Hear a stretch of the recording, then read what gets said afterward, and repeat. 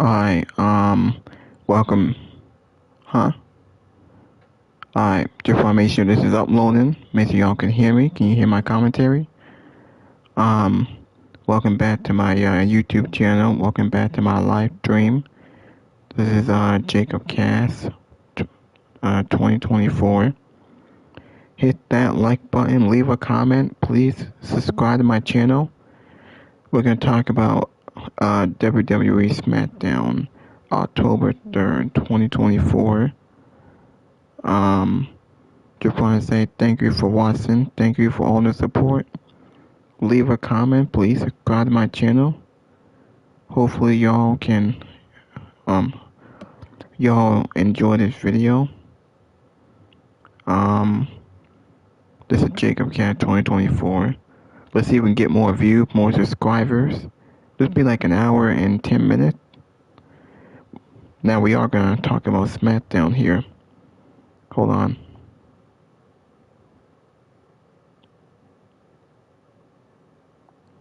Okay. Hold on. Have to talk about what happened tonight on SmackDown. SmackDown sucked. SmackDown was kind of boring. There was some good wrestling. Wasn't there much of a storyline?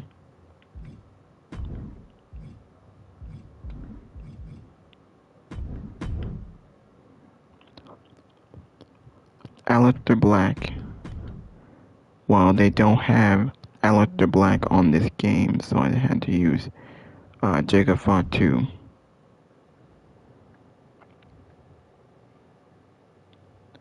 So the show opened up with Paul Heyman teasing tension between Cody and Randy. Then we got a brawl with them in the division, and I think we saw Seth. No, well, Seth probably came out at the end.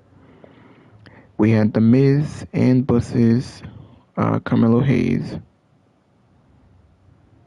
The Miz and versus Carmelo Hayes. So I guess finally The Miz finally turned on Carmelo Hayes. After all these months, no more Mellow with Miz or Mellow don't Miz.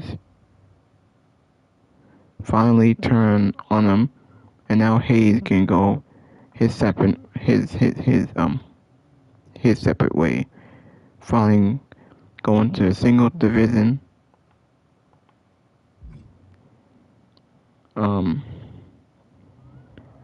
After that, we did get Damian Priest helping Sami Zayn defeat Aleister Black. We had another open challenge. For all the rumors and talk that were going to be open family, it wasn't, and that wouldn't make any sense. Aleister Black accepted the open challenge for Sami Zayn. It was a pretty good match till Damian Priest came out, and he caught the match. Sami Zayn retained, and then Priest brawled with Black and put him to the announce table. Now, they did announce that they are going to have a one-on-one match next week and a last man standing match. Yeah, so that's going to be for next week. They did announce the tag team title will be defended. The White Sith will face the Street Profits again next week, and next week get the Go Home show in Perth, Australia. So we'll get that match. We got a tag team match, but I think Tiffany Stratton and Stephanie Valkyrie against Julia and what I forgot the other girl, but yeah. Those are the matches. We also got Solo Rula and Zarya take down Chelsea Green and Alba Fire.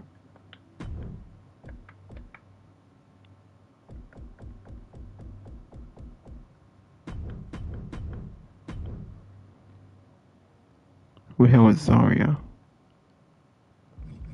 Is she on here or I gotta use someone else?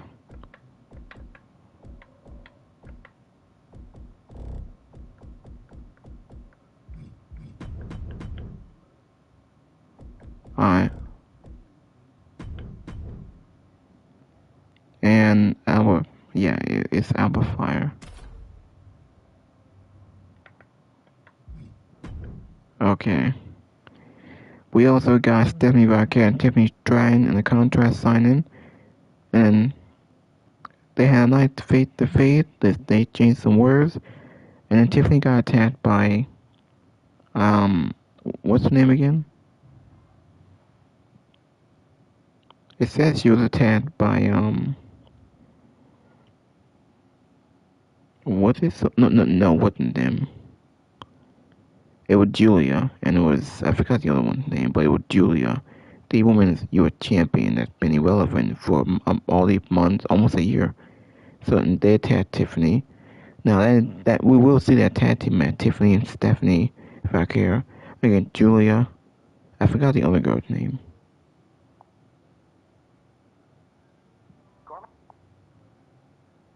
Yeah.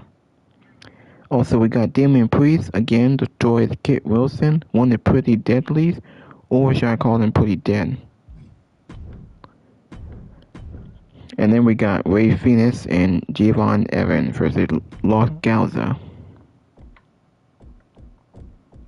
I don't think Ray Phoenix is on the game, is he? No, he's not.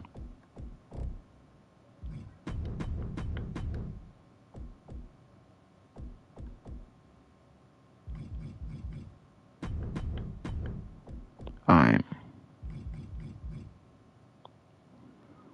They lost Gaza.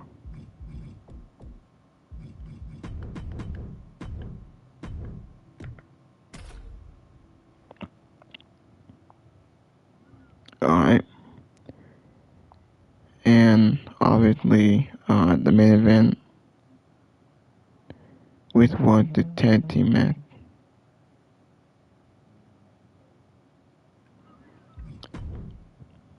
Yeah, there was something else. I could have sworn there was something else, but were there really only 4 matches?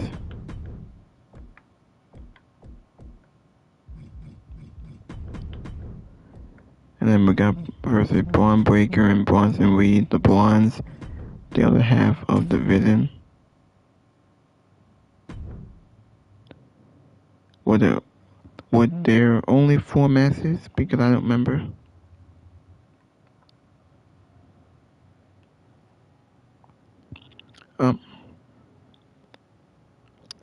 There might have been only 4 matches. Hold on. Damn. My bad. I sneezed. My bad. Alright. Let's get into this review here.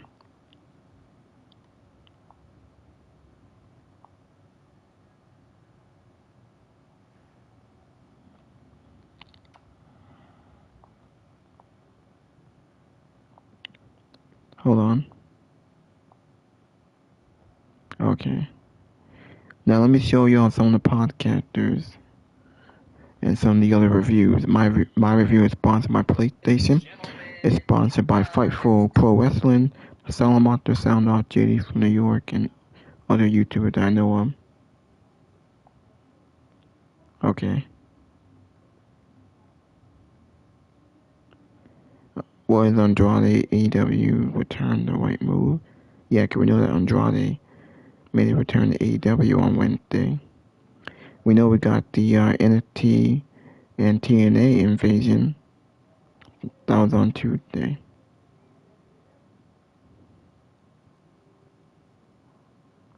Was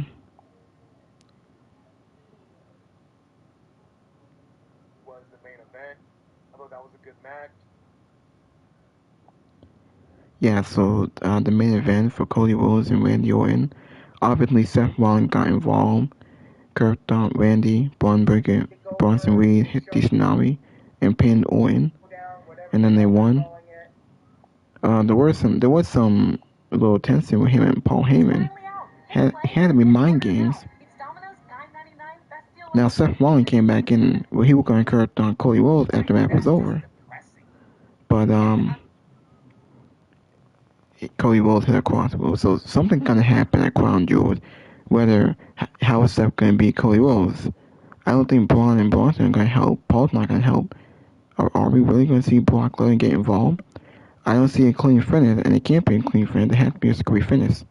Something's gonna happen in that main event between Cody and Seth. So, are we gonna get Brock Lesnar, or something else gonna happen? We could see Drew McIntyre get involved, but I don't really see it. Anyway, I might as well show y'all some of the podcasters and some of these other YouTubers who are in the super chat. Here's Just Alice. Not just in my numbers, but across the board. Like, even with content creators who do what I do, who are, let's just say, in a much better position. Triple H continued to overwhelm.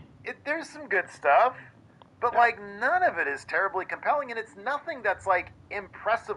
So as Steven Larson phoned in, Triple H continued to overwhelm. That way, but Greg Terry throwing $2 extra for SB3. Now 2 lovely people on screen. I am very thankful he jumped. Things turned out tonight. Now Well, they're going to lock their sound off. Oh, actually, wait a minute. Oh, there's no Denise. When he needed him and Randy Orton fell. He fell actually to a stomp from Seth Rollins, who was not supposed to be on the show tonight. But there he was. And so the Vision get their win back from Monday. Randy Orton is left all alone to eat the pin. And you have to know that at some point that is going to... Tonight it was Cody Rhodes and Randy Orton. And the Vision did not win on Monday night. So you had to know they were going to level up on the show tonight. And they did. And what they did, actually, tonight was they had Paul Heyman planting the seeds of doubt in Randy Orton's head about whether or not he can trust his good pal Cody Rhodes. What has Cody done for you lately? Right? Yeah. He planted the seeds at the beginning of the show, and at the end of the show, Cody wasn't there when he needed him, and Randy Orton fell. He fell actually to a stomp from Seth Rollins, who was not supposed to be on the show tonight. But there he was. And so the Vision get their win back from Monday. Randy Orton is left all alone to eat the pin. And you have to know that at some point that is going to blow up in a major way. That's certainly what they want you to think coming out of the show tonight.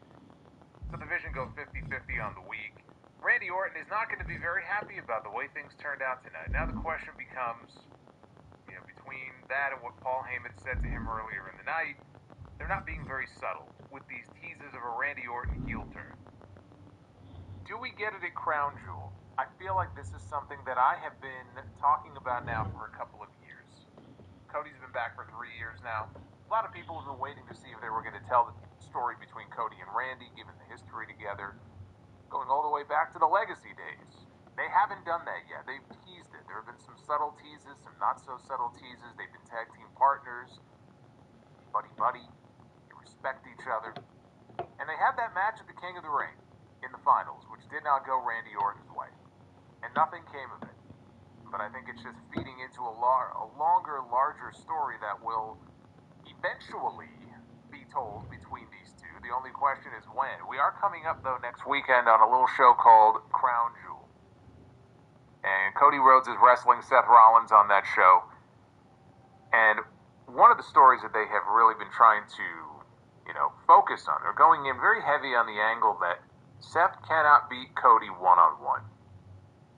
Now, if Seth Rollins really does leave his goon squad backstage, and we don't see Braun Breaker and Bronson Reed getting involved next weekend, and frankly, even if they were to get involved, but does this now open the door for a Randy Orton appearance in Perth at Crown Jewel? Let's say Breaker and Reed are not there. Let's say they are. Orton shows up to fight them off. Do we then have Randy Orton finally dropping Cody Rhodes with an RKO at Crown Jewel? And now there's a second question to this as well. Because Randy Orton is this beloved figure on the roster. And no matter where they are, what city they're in, what country they're in, you saw the reaction to him at Backlash in Lyon last year. But really anywhere they go. Fans love Randy Orton. Randy Orton is the elder statesman who can do no wrong.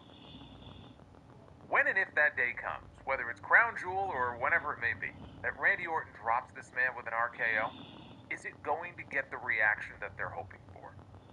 Because I happen to think that there's going to be quite a few fans who are actually going to cheer when Randy Orton drops it with an RKO.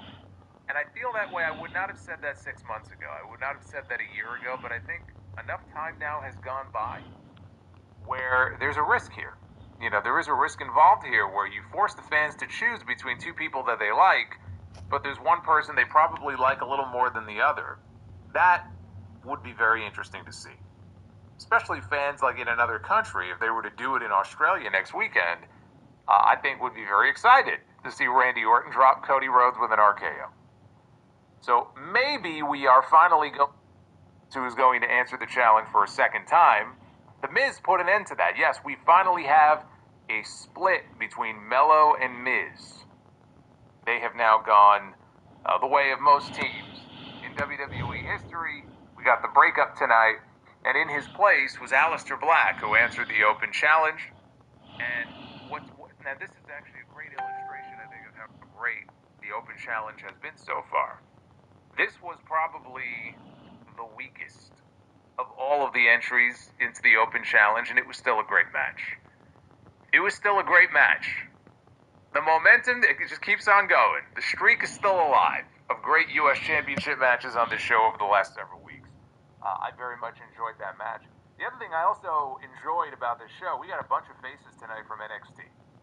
We had two from the women's side who we didn't get to see nearly enough of. They had a very short match, but we had Sol Ruca and Zarya, who wrestled on tonight's show, and we had Javon Evans. And this is not Javon's first time here on SmackDown. This is probably his at least second, if not third appearance this year on the show. And they actually did a tag team match where it was Javon Evans and Rey Fenix, who we have seen this year teaming up on this show, taking on Los Garza again.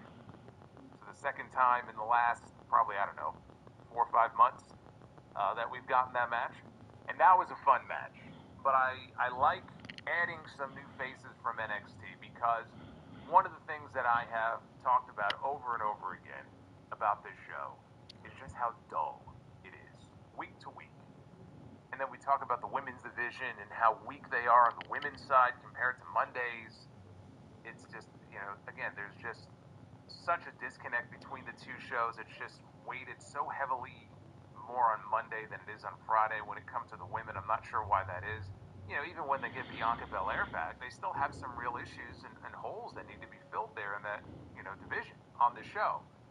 So it's encouraging when we see Sol Ruca. It's encouraging when we see Zarya. And hopefully we will get to see a Jordan Grace soon, or Marilyn Monroe. Blake Monroe. I'd love to see Marilyn Monroe on this show too, but I don't think that's going to happen. So I like seeing some of the newer faces on this show because it just adds some new flavor that this show is greatly lacking. And we got that on the show tonight. We actually had a couple of really good matches, and we had some NXT faces, and it made for what I thought was the more enjoyable of the SmackDown shows that I have seen, honestly, in the last month. I enjoyed SmackDown more this week than I did the last week and the week before that. And we'll talk about everything that happened on this show. Not only was Javon Evans on the show tonight, Javon Evans almost killed the cameraman on this show. Talk about that too. This is your SmackDown review here for Friday night, October 3rd, 2025. I am the Solomonster. Thank you for closing out your week with me. Like and subscribe. Of course, Super Chats are ordinarily talented, very young. Leon Slater is that for TNA. He's the TNA X Division champion. He's coming in to wrestle the Amazing Red. And that's just a sample of what we've got on tap. So that's next Friday. That's where I'll be. Sorry, SmackDown. So just FYI, there will be no live stream next Friday. If you don't see me, that's the reason why. So let's get into this SmackDown show here tonight. Alright. Let me show you JD from New York. He's another podcaster I want to show y'all.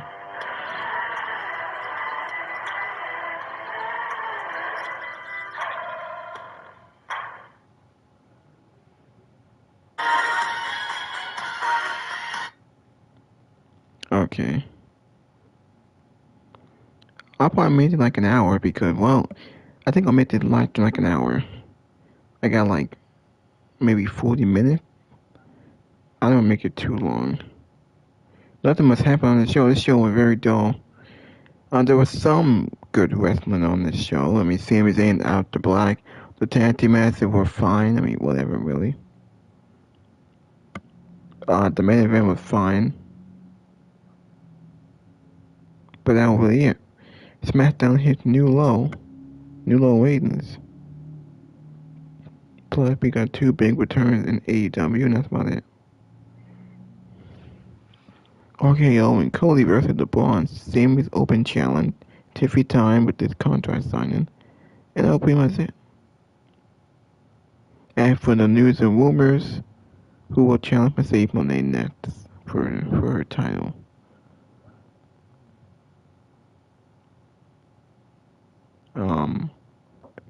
The NXT and TNA showdown. So I get that next week. Special 2-hour Dream Title Tuesday.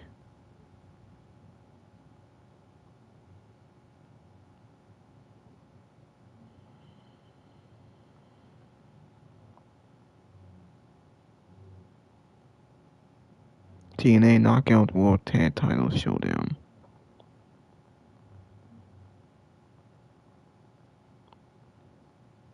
It's possible that Chris Jericho could be returned to WWE. He might return in the Royal Rumble since they're in Saudi Arabia.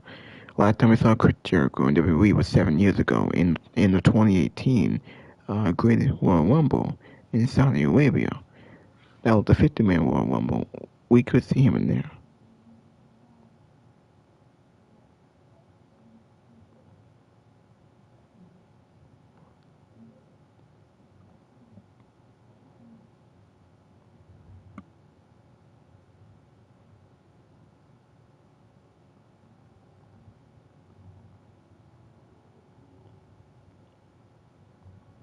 AEW was kind of boring, even on the 6th year anniversary. Andrade came back. Someone who left the company, went to AEW, left that company, went to WWE. Now he left WWE. He was at the release. Now he's back in AEW. He keep bouncing back to different companies because they didn't have anything planned for him. They didn't know what to do with him. He wouldn't do anything AEW last time. He didn't do anything WWE this time, and he might not do anything this time. They just don't know what to do with him. We know Don Callis' family takeover.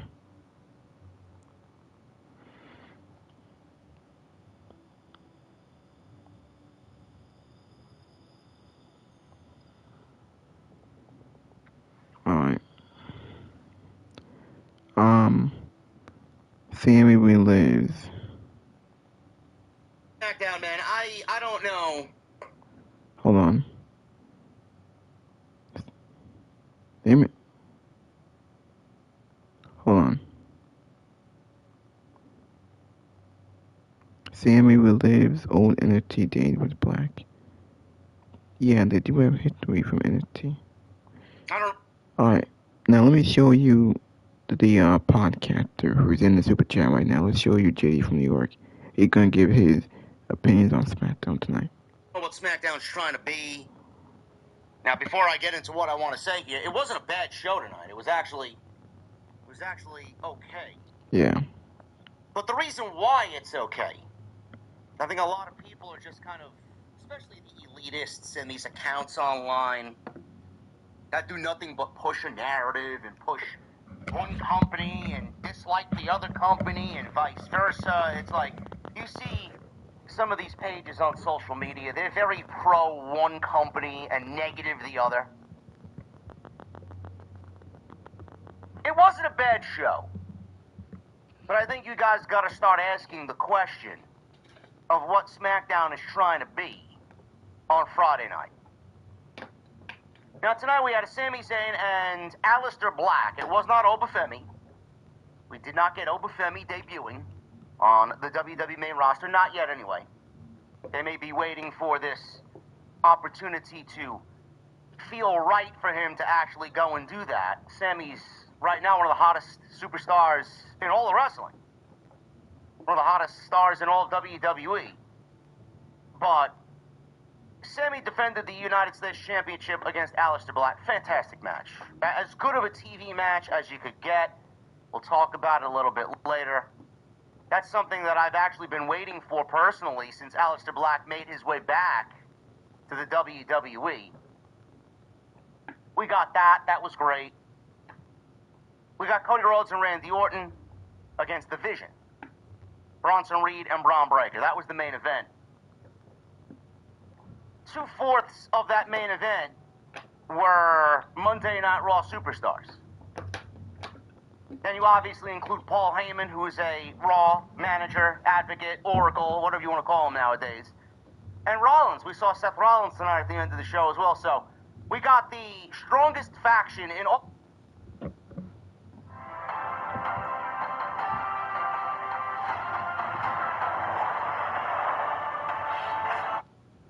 So, Cody Rhodes and Seth Rollins are in the main event of Crown Jewel, but the vision has been on SmackDown now the past 3 weeks.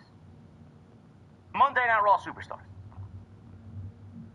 Javon Evans, NXT standout. He's a lot of people's favorite. Everybody loves Javon Evans on NXT Tuesday nights. He was once again on Friday Night SmackDown tonight for no reason. He was just there. He was just there. In the back, standing next to Rey Fenix, and all of a sudden he finds himself in a tag team match against Angel Garza and Humberto Carrillo. Now, Javon Evans is an NXT star. I don't know what he's doing on Friday Night SmackDown for a second week in a row when last week he was on the show, and it was a little logical that he would show up on the show. They were in Orlando, Florida last week. He answered the open challenge from Sami Zayn. They had a banger TV match. But he found himself on the show for a second week in a row. In Cincinnati. Cincinnati is not Orlando. Don't know what he's doing on Friday night unless this is more of a test to see how he fares on Friday night before an inevitable call-up to the main roster, which I don't think he's ready for yet. Then we got Zarya, one of the standout ladies on NXT, and Sol Ruka, who is the WWE Speed Champion. I don't know why they're on the show. I don't. Now, if you are Alexa Bliss and Charlotte Flair, it would make more sense for them to be on Tuesday night as they can go to whichever show they want. They are the champions. I don't know why Sol Ruka and Zarya, again, were on this week's show. And tonight they wrestled Chelsea Green and Alba Fire of the Secret Service. The point I'm trying to make is, folks, Sol Ruka and Zarya, NXT talents. Javon Evans, NXT talent. The Vision, Monday Night Raw talents. Stephanie Vaquer, Monday Night Raw talent, who was in a contract signing with Tiffany Stratton. The point I'm trying to make is, Friday Night SmackDown doesn't know what it wants to be. Apparently Friday Night SmackDown has turned into Variety Hour. Now I understand WWE is going to break their own rules because they never took the draft and the brand split rules to be super serious.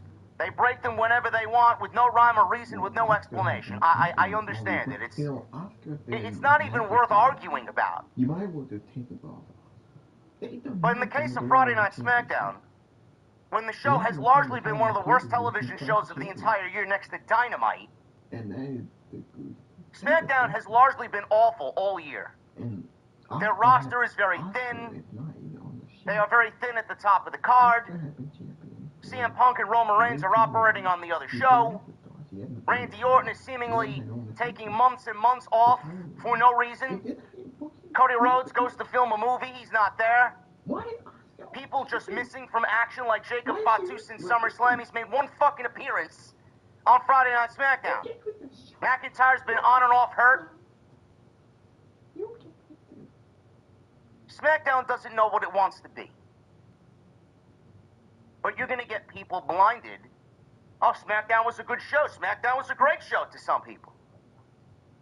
But it's not SmackDown. It's not Friday Night SmackDown. It's not its own entity anymore. It's Variety Hour. It's a little bit of Raw, a little bit of SmackDown, it's a little bit of NXT. If that's what you want out of Friday Night SmackDown, so be it. I don't look at it that way. I'm not supposed to look at it that way. If I looked at it like a fucking geek, like everybody else, this was a great show, man. I love the WWE, JD from NY026. If I was a Reddit elitist, I'd want you guys to fucking put a bullet in my head and fucking end this channel permanently. Never gonna happen. You're gonna get those people who don't care. I can't sit here and do that. The one thing I'm thinking about is, why are people so understanding of this current direction? Why are more people looking at it as, this is WWE just trying to get a quick fix on Friday night so that the shows are a little bit better than they were? This is a short-term solution to a very long-term problem. What happens when WWE needs to go back to just using Smackdown talent? Or maybe they don't even go back to using Smackdown talent. Maybe this is the current direction of Friday Night Smackdown. But when you turn Friday Night Smackdown into a variety hour of all three shows, a mixture of all three shows, you're basically turning it into NXT. Because that's exactly what NXT is. They don't have enough superstar. They don't have enough star power. They don't have enough talent that people genuinely want to see on Tuesday nights. So it's a mix of Raw, it's a mix of Friday, and now they even got a mix of TNA on Tuesday night. All they got down there, their backbone is that women's division. You can't have a show of 2 hours of women's matches. It is a variety hour. It is a mixed mash of shows, and SmackDown, and with the people in charge here, they're turning it into a variety hour that doesn't even look like Friday Night SmackDown anymore. Everything is just lopsided. Now again, I understand WWE is going to do what they want, but Monday should be Monday. Monday should be unique. Monday, you don't see Monday borrowing from anybody else. Monday is Monday. Monday Night Raw is the only show right now that has a unique roster. A roster that it operates as its own roster on Monday. Tuesday, it's not that way. Wednesday certainly isn't that way. And then Friday now isn't that way. I enjoyed it a lot better when WWE was giving opportunities to everybody. Set roster on Monday, set roster on Tuesday, set roster on Friday.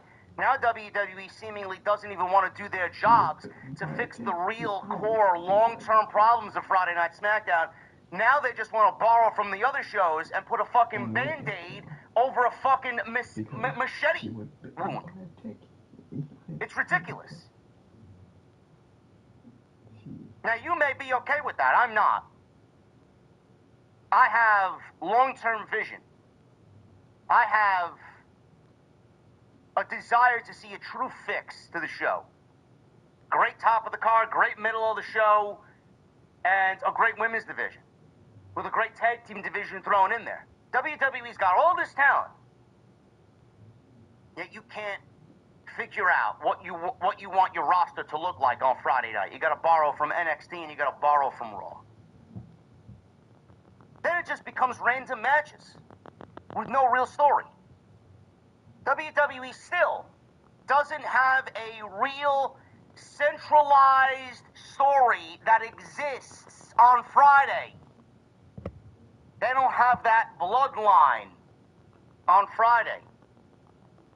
You got the Vision on Monday, and now the Vision's on Friday. They don't have that long-term storyline that is centralized and solely on this one show where you got to tune in every week to Friday Night SmackDown to see how the story progresses, how it proceeds, and to see how the story plays out. Those days are gone. But you guys want me to sit here and be like, oh man, SmackDown was great. Random matches, no story. I'm not going to sit here and tell you that it was a bad show because the in-ring action tonight was actually very good. But if you expect me to sit here and just openly glaze the show because there was a couple of new stars and some NXT talent on this show, you got the wrong fucking guy, man. I'm not gonna fake react to Javon Evans and Sol Ruka and Saria. I'm not gonna do that. I'm going to give you exactly how I'm feeling about this show, and this is a short-term solution to a very long-term problem. Now, with that said, Cody Rhodes and Seth Rollins. What I said on Monday, clearly, is the direction that we're going in for Crown Jewel. At the end of the show, Braun Breaker and Bronson Reed beat Randy Orton and Cody Rhodes. Randy Orton took a devastating tsunami splash from Bronson Reed. Great. I feel like what I said on Monday is going to come to fruition at Crown Jewel next Saturday. At the end of the match, Seth Rollins joins his boys, and in the aisleway, he actually caused the distraction enough, or Paul Heyman caused the distraction, then Seth Rollins gave a curb stomp to Randy Orton, which led to the tsunami by Bronson Reed, and then they all kind of conglomerated in the aisleway. Seth Rollins stopped. Paul Heyman was looking at Seth Rollins. Seth Rollins was looking at Paul Heyman, and Paul Heyman said, "Don't do it. Don't you think about doing it. He's in your head. Don't do it." Rollins contemplated, and he pushed Paul Heyman away. And he went in there again for another cheap shot on Cody Rhodes, because Cody Rhodes is in his head. He tried to deliver a curb stomp to Cody Rhodes because he gave one to Randy Orton, and he got a crossroads for his trouble. And Cody Rhodes actually ended up laying out Seth Rollins at the end of Friday Night Smackdown before they went off the air. Cody Rhodes is in Seth Rollins' head, and Seth Rollins has listened to Cody Rhodes for the last 2 weeks saying, "You haven't beat me. Our first 3 matches have happened. We wrestled one-on-one. Is that going to be more of the same for this 4th match, or are you going to hide behind your goons?" he said. He keeps looking at the Rolex that Cody Rhodes gave him at the end of WrestleMania 40. Just last week, Seth Rollins questioned the watch. What does the watch stand for? And then he looked at Cody Rhodes and said, "I helped you at WrestleMania because you were the lesser of 2 evils. I want to erase everything that we did at WrestleMania 40. I'm not your friend. We will never be friends." He wants what Cody has, and that is number 1. Seth Rollins wants to be the quarterback. Instead, in this case, Cody's the quarterback, and Seth Rollins will, as long as Cody Rhodes is still around, and as long as Roman Reigns is there, Seth Rollins, honestly, even as champion, is a 3rd-string quarterback. Rollins believes he's worth so much more. Rollins believes he should be above. It's the whole reason for the Vision. The Vision has taken Rollins, in his mind, to being the guy, just like Roman Reigns was. Just like Seth Rollins feels like he belongs at the top next to Cody Rhodes. That's exactly why he got the Vision together. He even has his own wise man that he calls the Oracle in Paul Heyman. Cody has gotten underneath Seth Rollins' skin so much that it's driving him crazy. Last week, he told Paul Heyman, "I gotta beat him." "You don't understand, Paul. I gotta beat him." He's gotta beat him to get his sanity back. But Seth Rollins is driving himself crazy, and Seth Rollins is going to drive himself crazy to a point where he's not going to beat Cody Rhodes, and he's going to make a mistake. This is the great thing about having an oracle. Seth Rollins and Cody Rhodes faced off last week, and Cody Rhodes mentioned Brock Lesnar at WrestlePalooza. Are you in charge of what happens in the Vision? Is Paul Heyman running things, or you running things? And Cody asked Seth Rollins, "Well, if you're in charge of the Vision and all decisions go through you, who was the one that allowed Paul Heyman to show up at WrestlePalooza and announce Brock Lesnar to the ring? Was that you? Or did Paul Heyman do that on his own?" Seth Rollins admitted to everybody and Cody Rhodes, everything runs through me, he says. But it doesn't. Because he didn't give the okay. He didn't give the order to Paul Heyman to go announce Brock Lesnar at WrestlePalooza when he wrestled John Cena. That was a Paul Heyman call. Paul Heyman runs the shots. Paul Heyman especially runs his own shots. That got underneath Seth Rollins' skin. Paul Heyman is not going to allow Rollins to continue to deteriorate before we get to Crown Jewel. It will show everybody that Cody is correct. Paul Heyman is running the place here. So when we get to Crown Jewel, we're either getting one of three things happening. Brock Lesnar's going to show up and attack Cody Rhodes and help Seth Rollins win. Drew McIntyre is going to show up and help Seth Rollins win. Or we're going to get a new member joining the Vision that's going to help Seth Rollins win. The point I'm trying to make is, no matter who shows up there, whether it's McIntyre, a new member completely, or Brock Lesnar, or maybe Paul Heyman himself, does it and gets the job done. He's going to have to help Seth Rollins beat Cody Rhodes because he doesn't believe Rollins can do it on his own, which is going to be the sub-story to the greater story. And that is the Vision taking over, but Rollins is not going to be the man to lead the Vision because he can't handle Cody Rhodes. He can't weather his emotions. So Paul Heyman's going to prove Cody Rhodes correct in making the plays. It's going to be interesting to see what happens at Crown Jewel, and I'm still sticking to my guns. I think Rollins does beat Cody Rhodes. He needs to. Cody won the Crown Jewel ring and Crown Jewel title last year when he beat Gunther. He's not going to be a double champion this year back-to-back. Rollins needs to win. Whatever happens at the end of Crown Jewel will directly have implications on War Games, because that's where we go next. I'm liking what they're doing here. I just don't know how much tension will be between Rollins and Heyman. And if this is going to spell the end for Seth Rollins in the Vision. It's going to be interesting to see. That was the biggest takeaway on Friday Night SmackDown. I did enjoy that little 30 seconds at the end of the show. It's not enough for me to whet my appetite on a Friday night, but it was enough as a continuation from Monday. Because he told Paul Heyman, I gotta beat him, Paul. I gotta beat him.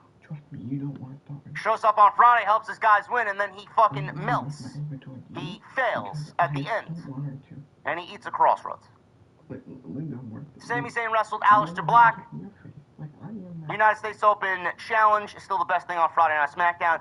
5 straight weeks since Sami Zayn and this Open Challenge are the MVPs of Friday Night SmackDown. Rey Fenix teamed with Javon Evans against Legado del Fantasma, if you even want to call them that. Where Santos Escobar is, I have no idea. Angel and Humberto. They were on the show tonight. Humberto and Angel, great tag team. I wish they'd do more with them, but they are stuck where they are. Sol Ruca and Zarya were on the show. They're looking for a tag team title match. They may actually get that in Australia at Perth. Crown Jewel. Zarya is in a situation where she finds herself also hoping to wrestle in Australia where she was born. So we may actually get that, as WWE has 0 teams for Charlotte and Alexa to run through, which, again, Tony Khan's got an ample opportunity to do something better than WWE. Will he? I doubt it. I don't trust him at all with the Women's Tag Team Championship that he just created. We'll see what happens. But all in all, Friday Night SmackDown was an okay show. It wasn't bad by any stretch, but I am wondering what the true vision is, what the true game plan is for Friday Night SmackDown, instead of it just being a mixed bag, a mixed variety hour on Friday night. Thank you guys for joining me here on your Friday night. This is the SmackDown post show for October 3rd, 2025. I'm JD from New York, as you guys already know. Follow me on social media, at JD from NY206, Twitter, Instagram, TikTok, and Cameo. Hit that subscribe button down below, turn on the bell for all notifications. Go check out all of the content that you missed in the previous week. Some great stuff there. I'm going to have some content coming this weekend. I'm going to will some content into existence, man. It has been dead as far as news. And I just hate putting content out there just for the sake of getting content out there. You see some of these people, man, they upload every single day, and it's like, do you really need to do that? Who wants to see lists? Who wants to see rankings of the greatest theme music in WWE history? Kitty content. Can't will content into existence if there's nothing there, bro. But I'll have something for you guys this weekend. Saturday and Sunday. We got some great clips going up on the second channel. If you guys haven't subscribed to the second channel, link is down below in the description. JD from NY Shorts. We uploaded a banger today that we talked about on Wednesday. Jesse and I talked about the return of Andrade to AEW. They automatically put him in the Don Callis family. Tony Khan has already fumbled Andrade. If you expect any more from Andrade being a C-plus player in the Don Callis family, where Kyle Fletcher is the top dog there, you may be as dumb as I think you are. So go check that stuff out. We got some great short-form content coming this weekend over there. Ranting about Jungle Boy and Luchasaurus. We rant about Samoa Joe and Hangman Page, and we basically, in so many words, call Kenny Omega washed in 2025. Great content going up over there, man. Go check it out.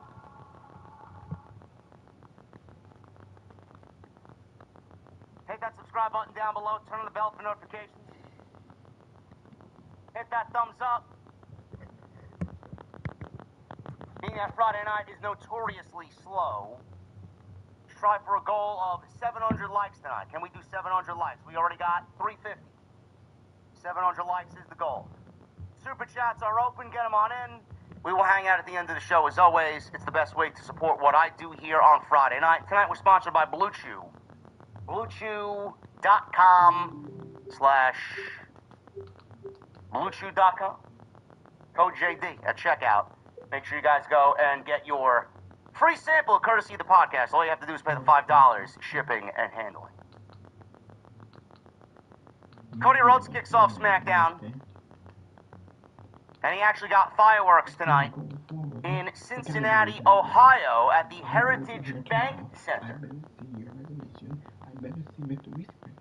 Monday Night Raw happened and Cody Rhodes did not get fireworks. It's unbelievable.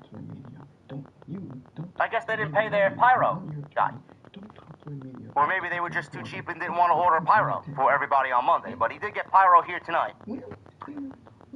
So, Cody Rhodes comes down the aisle. He's got his crown jewel ring on.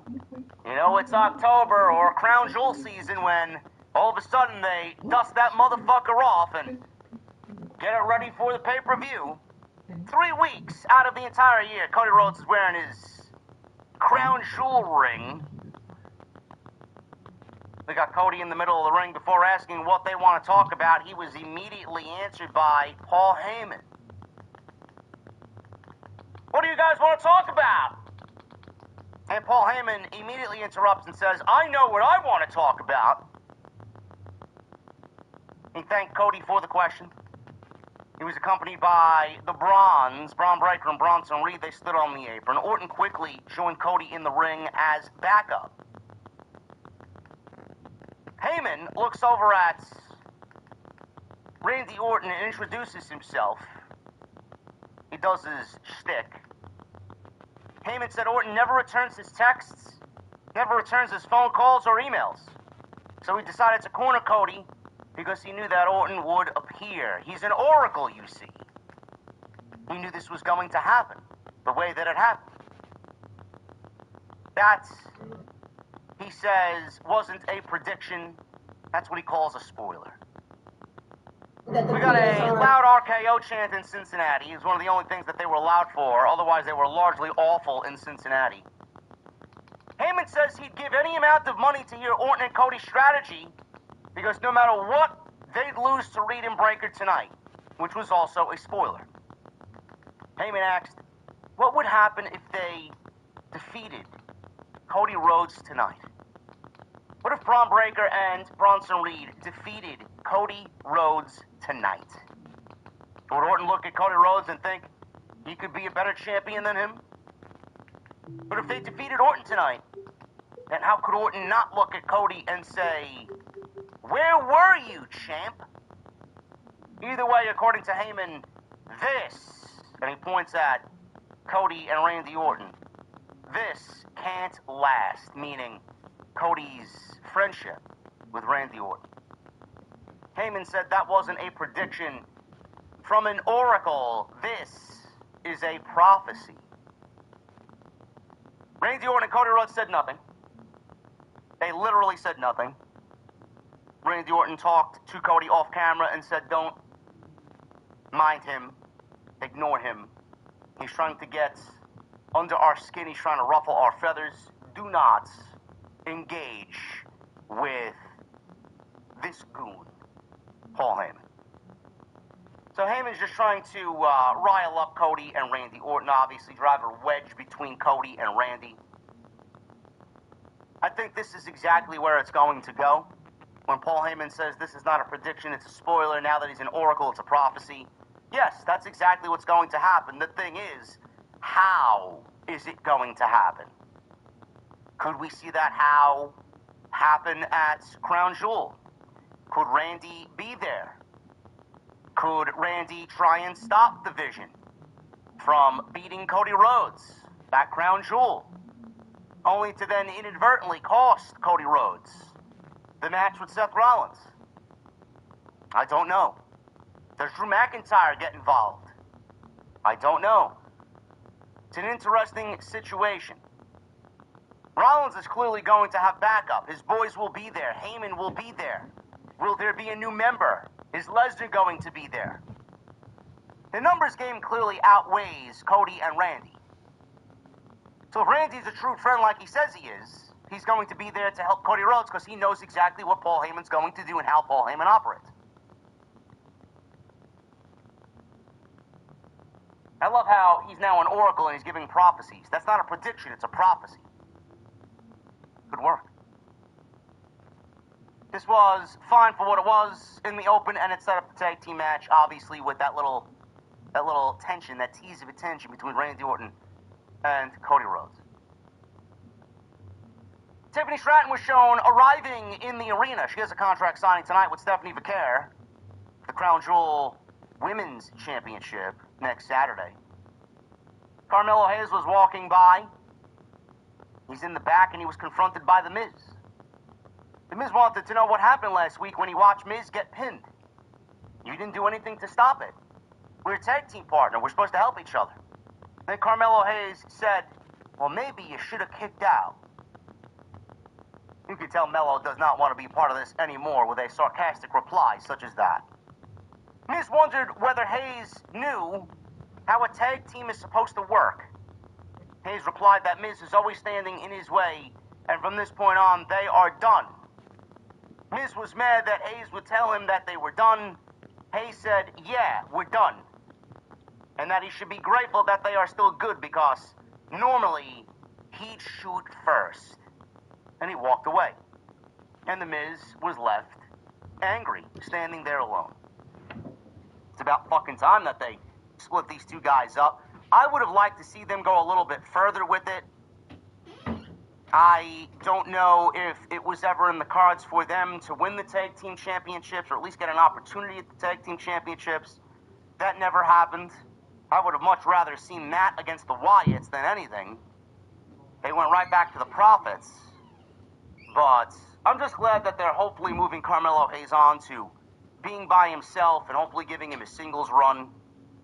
Now it looks like they may have to close the door here on this tag team and have Carmelo and Miz feud, and then hopefully move Carmelo on to something else after he takes care of The Miz. Which I don't know who's going to be interested in seeing Carmelo Hayes versus The Miz, but it looks like we're heading in that direction. Now, I don't know how this is going to work, because what happened next is we got a Sami Zayn United States Open Challenge. Out comes Carmelo Hayes. he answered the call for a second time. He wanted an opportunity. Hayes had a microphone, and he stood at the top of the ramp and told Sami Zayn that this time there was no one holding him back. He said he was the best he's ever been. So he wants another shot, and he wants to prove to everybody why he is him. Miz came up from behind and gave Carmelo a skull-crushing finale onto the floor right there on the stage. Referees and agents came out to grab the Miz and bring him to the back and check on Carmelo Hayes. All of a sudden, Aleister Black walked out, picked up the microphone. He comes out to no theme music, by the way, which I love. He looked over at Carmelo Hayes and said, it's quite unfortunate. I'd like to take you up on your challenge, Sami Zayn. So we got Aleister Black versus Sami Zayn for the United States Championship. Now, that's something I can get behind. Now, moments ago I said, I don't know how this is going to work. By the looks of it, it certainly looks like Carmelo Hayes is going babyface. Now, Carmelo Hayes really got no reaction as a heel. He did not get the proper heel reaction when he was actually a heel.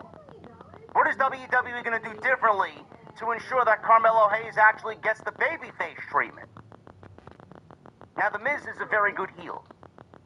The Miz has worked wonders more times than I can count in his career. Whether it was on the microphone trying to get someone over or help someone get to the next level or something that he pulled out of his magic hat and produced a great performance in the ring.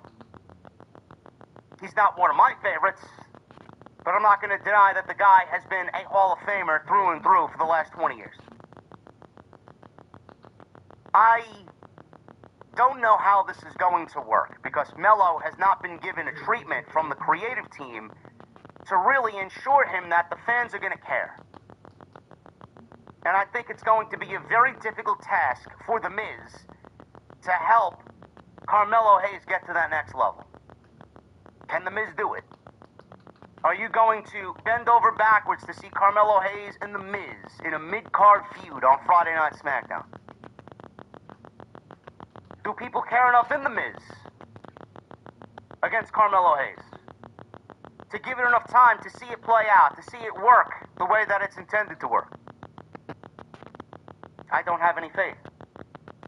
I don't have any faith here. It's going to be very, very difficult. At Backlash?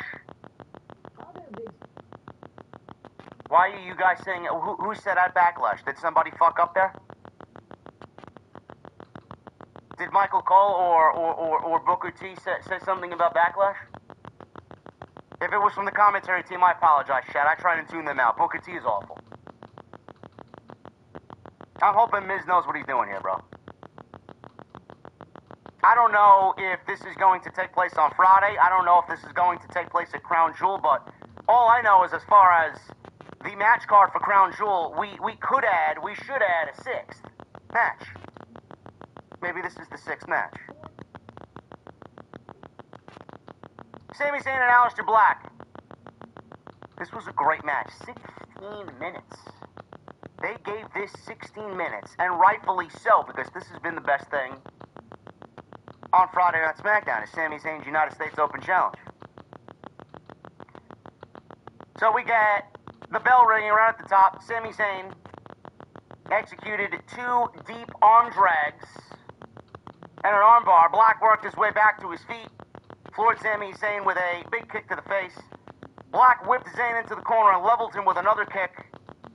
He then continued to beat up on Sami Zayn until he made a mistake and Sami Zayn ducked. He then kicked him in the face. Couldn't capitalize, but Black comes back with a springboard moonsault, and we go to a commercial break. Sami Zayn's in the corner now. Hit the 10 punches in the corner. Bunch of stops or stomps in the corner. He then clothesline Black over the top rope and out to the floor. So Zayn hits his patented moonsault off the top. Aleister just stood there waiting for Sami Zayn to get into position for the moonsault. He barely got him, grazed him, or as the commentary team would say, he didn't get all of it, which means it was a botch. Referee counted to 6 before Sami Zayn jumped off the top rope, rolled through, caught Black in a Michinoku driver. We get the first near fall of the match, only a 2 count. So Black executed a perfect German suplex. He goes for cover there with a bridge, gets a 2 count. Black gazed over at the U.S. title that is sitting next to the commentary team on that little podium. Zayn tried to take advantage of this. He attempted a Blue Thunder Bomb. Zayn countered by sweeping his leg, or Black rather, countered by sweeping his leg and cradling him for another 2 count. So Black is trying for his next move. He slowly climbs to the top rope. Sami Zayn met him up there with a beautiful top rope vertical suplex, and the camera work here was great, man. They did this nice aerial shot that showed you the elevation of Sami taking Aleister Black up and over. Really great superplex spot there. We go into a second commercial break, because we can't do anything on this fucking show without a commercial. Come back from the second break, Cincinnati, chanting, "This is awesome." Sami Zayn jumped off the top rope with a big aerial move. He got dropped with a knee right to the face by Black. He quickly went for a cover. He got a near fall on Sami Zayn. Black delivered repeated kicks in the corner and tried to do a big running kick. But when he turned around, Sami Zayn attempted a haluva kick, and he missed. This was a great spot. Zayn came running in for the haluva kick, missed, hit the top rope. Black quickly dodged, came off the top rope with a meteora, and he got the closest near fall 3 counts of the match. Sami Zayn barely gets his shoulder up. Crowd is into it, and they are buying every one of these near falls. Because he's Black stood in the corner. the plan. He was telling Zayn to get up. Cold, All of a calculated, sudden, and premeditated. He played Damian for Priest much shows of up. the He appears at ringside, which distracted Black enough for Sami Zayn to deliver the haluva kick in the corner, and he finished him off with a Blue Thunder Bomb. How many weeks in a row now is that? Sami Zayn has won with the Blue Thunder Bomb. Pins Aleister Black 1, 2, 3, retained the United States Championship. I love the fact that I've been saying this for years. Haluva kick setup, Blue Thunder Bomb finish. I've been saying this. I may have been one of the only people saying this with a platform like this for years. I'm so happy to actually see it play out that way. Love it. Blue Thunder Bomb is fucking beautiful. No matter who does it. Sami Zayn, Takeshita, anybody. It's great. It's one of my favorite high-impact moves in all of pro wrestling. It's a great near fall. Glad he's finally using it as a finish. But it was predictable that Black was going to be distracted by Damian Priest. They got something going on there. I wish that would come to an end. It's not really interesting whatsoever, but they're hopefully concluding that next week. As it was announced, Black and Priest will wrestle in Australia, in Perth, in a last man standing match next Friday on Smackdown. As far as the United States Open Challenge, these matches are getting harder, these matches are getting more competitive, and the competition is getting stronger. I don't know how long Sami Zayn is going to be able to keep up this momentum and keep up this pace. The United States Open Challenge was made into a great thing by the one and only John Cena. Cena made it mean something. Cena used the United States Championship as a vessel. He used the Open Challenge as a platform to get younger, up-and-coming stars TV time and over in front of a national audience. Because John Cena wanted to pay back to everything that happened with him. He wanted to give back to the youngsters. He wanted to give back to the future of the company. One of my favorite John Cena eras was that United States Open Challenge. Now, I don't know how they're going to end Sami Zayn's. I don't. But right now, you got to keep the momentum going. Sami Zayn is much better of an in-ring performer than John Cena was, and is. And Sami Zayn's having some of the best matches on Friday Night SmackDown all year. He's basically keeping this show afloat. Imagine this show without Sami Zayn in this Open Challenge. It becomes that much worse. So right now, all the boo birds and all the people who are damning Sami Zayn is boring and he's just not interesting anymore. It's not exciting. You gotta give the guy fucking credit. Sami Zayn in the U.S. Open Challenge is keeping this show afloat. Big time. I don't want to know where this show would be without the United States Championship Open Challenge. It's giving the United States title some credibility where it didn't have any. Even with the likes of Jacob Fatu and LA Knight holding the championship, Sami Zayn is making it work. I don't even think if LA Knight wanted to do something like this when he was the champion, I don't think it would have worked as good as Sami Zayn is doing it now. Sami's just a great performer. I don't know where and when this ends. I don't. All I can say is that the rumors of Obafemi coming to the main roster, I would absolutely explore that option. Now, according to sources, WWE is getting Obafemi prepped for the main roster. Dave Meltzer says that Obafemi still has unfinished business on NXT and he will remain on NXT for the foreseeable future. I don't know who from NXT is feeding Dave Meltzer information, but if Obafemi was going to continue on NXT, he would be a part of the NXT and TNA Invasion angle. And he's not on Team NXT next week. You would think being the NXT World Champion for the first 10 months of the year, it would get him a spot on the NXT team. He's not on the NXT team. That could be used as a clear indication that maybe he's being prepped and ready for a main roster call-up. Hopefully. There's nothing more for Obafemi to do. Yeah, he's doing on everything. NXT. He's been the world champion. Unless he wins the Does not TNA need team. to do anything else. Unless he goes to He's TNA. wrestled everybody. He's been in the ring with Ethan Page. He's been in the ring with Javon Evans. He's been in the ring with Rick Williams. He's been in the ring with Javon Evans. Ricky Starks. You name it. He's been in the ring with all the top guys there. What else is there for him to do? There is nobody else on that roster that should be in the ring with Obafemi. So what we're going to do, if I have the pen, have Sami Zayn come out, cut a pre-match promo in the back before he goes out there and defends his championship one week, and starts to spin the narrative that these high-level matches, this competition that's on Friday Night Smackdown is really giving him a run for his money. He doesn't know how long he's got, but he wants to go down a fighting champion. He made it a mission to pay back to John Cena because the Open Challenge gave him a platform for the world to see him, and John Cena gave him that stage. Now he's giving everybody else that stage like John Cena gave him. But his body's breaking down. He wants a week off, but he doesn't feel like he can do it. He's got to keep it going.